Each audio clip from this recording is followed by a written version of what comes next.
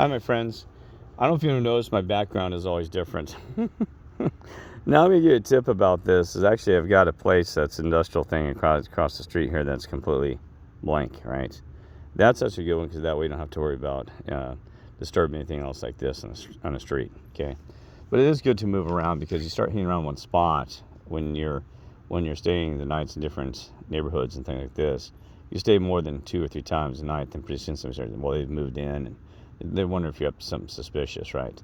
So Utah, so what happens? You move around and just keep moving around a little bit. Oh, and that's going to tell you a story that really upset me today because I told you that there was a homeless guy and his wife and his dog, his German Shepherd, just a nice lady German Shepherd, that they lost $8,000 today with their tents and stuff like that. They've been down there about a year near this canyon, kind of really nice area canyon, and kind of like a dead end straight road. They're nice people. It never caused a problem. They were one of the nice ones I hung around with for a while. When I hung around, just in the area, just saying hi and stuff like that. And that's when I hang around, just saying hi and stuff like that. Never really spent time with them, but I knew him very well. He actually gave me a dinner one time. They had extra from that. So anyway. But here's the thing: is had $8,000 of their stuff thrown away by the police, and I'm a little disappointed in the police because he said they came to his tent around 6:30, and they don't trash things. Well, I'm just getting my place. I'll stay focused first. So came around his place at 6:30, and told him he had to clean up all his stuff and move. And they said if you're not, we're going to throw it away. Well, the issue with that is he had this really nice campsite on a concrete near a big canal system, and it looked like they had their patio, a nice little area, right? And they never had trash out there. They kept the place clean, and so I'm really disappointed in the police. And I don't know the whole story about this. I can't judge the police, but from my seeing, if I would just went away. And they're not out. They're not even like in the middle of disturbing anybody. They're just out like this little hidden area, right? And so I guess he had $8,000 of stuff, tent, cooking stuff like gas stove thingy, not like a barbecue stove, and just good stuff, like probably radio and just good stuff, right? And clothing, I'm sure. So they came down there and just worked on. So they had to actually work at this one because you have to actually, there's no it's not on the street. You have to actually go in there down a bike trail for about probably about, let's see, I'm trying to count blocks, probably about, oh my gosh, thanks for that thought, thinking about this, my goodness, it's actually about 4 or 5 blocks down into this trail. So I'm actually surprised. Like, I don't know all the details, but I don't know what. So he said, yes, this thing at 6:30, he said you got to clean up in 3 hours. I didn't know it was actually about 6 o'clock, so he got 3 hours. Well, he said that in the process he was too exhausted and tired to deal with it, because I guess he didn't sleep well. So his back's bothering him because he's also handicapped, my friend. So it takes longer for him. He's got a wife. Well, he has a wife and a dog, so you realize it takes a lot longer because she has to do a lot of work and he has to try to help with his wheelchair and trying to take care of the dog. I mean, you kidding me? A German Shepherd. Oh my gosh, 3 hours for him. That's kind of because I don't. The time policy that's actually just kind of being. Well, we gave him time. I mean, that's just a fake time thing. We give him some time to move, and if he ever complains or this and that, they said, well, we gave him 3 hours because they could have surely gave him more than that. I mean, really, come on, 3 hours, and because somebody's homeless, it's like trying to keep their. Sometimes they have a little pot and pan or other things, all this, getting their stuff organized even. It's kind of a problem, So, flashlights, the whole spiel. Well, anyway, so he told me he lost $8,000 stuff. That hurts. Because you realize he's homeless, I think he's on veteran and stuff when they come in, and he's younger too, but he's about, he's about 40, I guess. So not an older veteran. But anyway, so I was talking to him a little bit and disappointed about that one. Dang it. You just can't help the situation. But anyway, so I'm sure they'll figure something out. And every time the guy moves, he always has another disaster like that. He'd had the same thing in Texas, loses everything. He told me, there we go. He actually got he had all his stuff stolen right when he got off a bus in Texas. I can't think he came from, like, I can't remember, Virginia then or something, West Virginia or something, and ended up in Texas. And he said, boy, first down at the bus, boom, everything's gone. These people, other homeless stole it from him or somebody, right?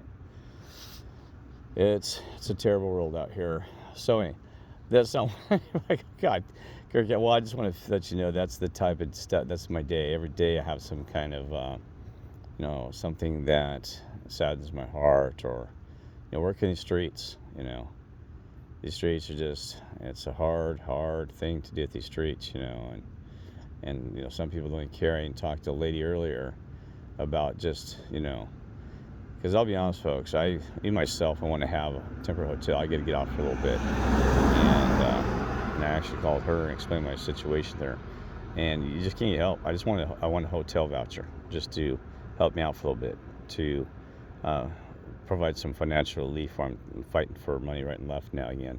So, because I have, the vehicle, the alternator's starting to fail, so I've got to start using my head, okay? But anyway, so I'll be fine, I'm sure, and also God will help me and stuff like that if it gets really tight. I mean, but, I still, I have to use my head how to manage money and stuff and budget, because, it's just part of the game, part of the rules. Well, anyway, so I was talking to her, and I said, man, there's no help out here, nowhere. Because what's crazy about this is that I don't know how the process works. It's ridiculous. Nobody knows. You're on a list, but, it's all random. It's kind of, I have no idea.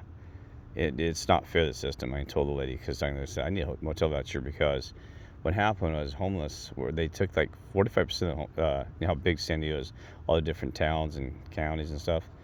Well, not counties, different towns or city pieces. That there's one in El Cajon or something. The guy's throwing a fit because the mayor there, because he said 45% of them came over there with their vouchers and were using the motel stays there for that voucher. And they said they're trashing the motels, they've trashed the streets. He said that their crime rate's gone up. There's been thefts, and he had like 10 people got arrested last week. That had federal prison time, and so he said that they were apparent warrants for their arrest or something like this. So, I mean, geez, he said, he goes, that's not fair that we end up with everybody when it's the whole county of San Diego, entire millions of places, million people, and then the locations. He said that we get 45% of them, and he said that's not fair, that other communities need to help pick these up, right? And he said they're intentionally putting there, which could be, to be honest with you, because that's considered a lower status neighborhood. The neighborhoods there, right? So similar there, not in our backyard, because I tell you what, you put those in La Jolla, and I can't remember how many hotels are in La Jolla. Jeez, very few. But if you put in La Jolla, oh gosh, they'd be out there in about 10 minutes. I guarantee you, there's no way. See how the game works? Not my backyard. Anyway, so the drama. But anyway, I told the lady, I said, here's a guy who's paid all his taxes, did everything right, talking, explain who I am, and, all these things. I said, I can't get a voucher, is it good? I said, I don't do drugs, I can do a drug test, don't drink. I said, I can do a drink test, whatever you want. Seriously.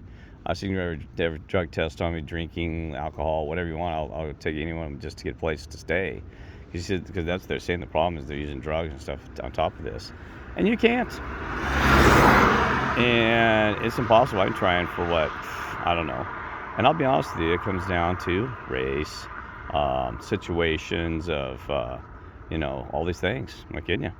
And it can be who you know. If you are a yes man or yes lady, and, and then you cry to some of these services, some guy or it's a racial thing, they'll take you and move you back. They'll move you in because, hey, you're Latino, or you're a minority. Throw it in there. That's not a fair system. You know what I mean? That's again, racism, black versus white, and those other things. Take every case as is and put them in this, giving vouchers. But it is what it is, and so she's like, boy, I can't believe it. She heard my story, and she's like, my God, are you gonna write a book? She only, that's what I'm saying, she saw only a piece. Even you, my friends, on this song, you have no idea, like I said, who I am, what I go through, and what's going on, right?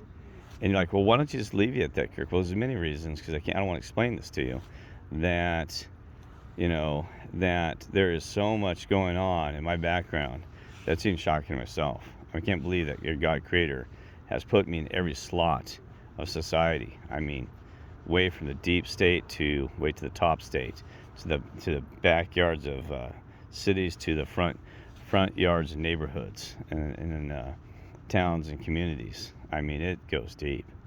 I mean, even myself. I'm not trying to say, trying to embellish and say, well, I'm a great guy and this and that. It has nothing to do with that. Because I tell you what, you can have this job. I kid you not. You can have it. Because, I mean, it is out of my mind sometimes. I have to plan and organize. People don't realize I'm not just out here twiddling my thumbs and toes. Yeah, I have great times. Just like I said, I've done this before. You see me out here enjoying this and being at the standing on a wing. Oh, I didn't show you that photo.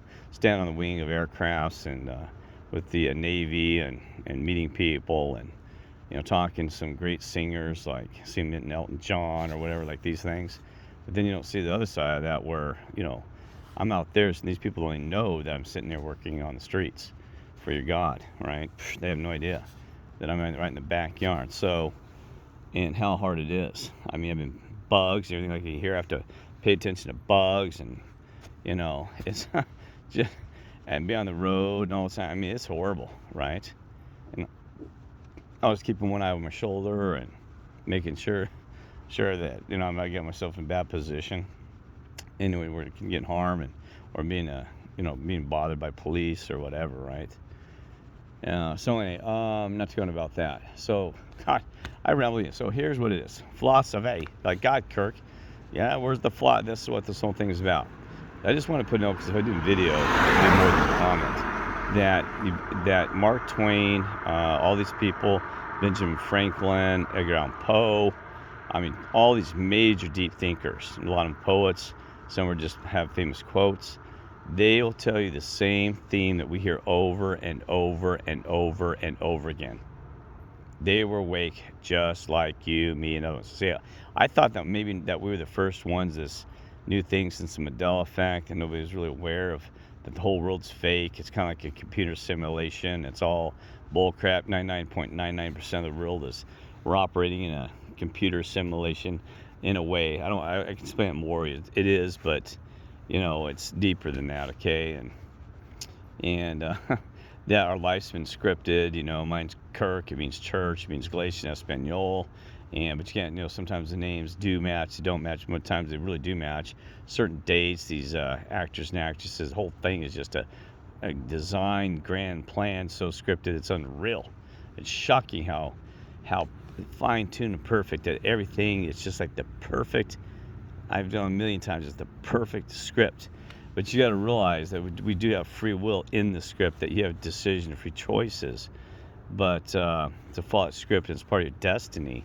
And your God will, and so Lord and other ones will work with you to try to rearrange it so that same script is still in place. So it's like you're meeting halfway, right? So that's what's strange about this, is that it's, I can go down that street there and they'll realign something to happen for me. And sometimes they realign my life so I can do something for somebody else. So it's a give and take, and that's what's shocking about it. That they're managing all these pieces and parts and times. I mean, this thing, I just can't imagine. And that's what I'm thinking, gosh, do the other ones know? Does Donald Trump know this is doing, that he's playing the script, a role? Does these others, the evil ones, I mean, do they know? Well, I'd be honest with you, I don't think they know. I always do they know? I do not think they know, because they kind of operate like a puppet NPC mode and all these other things.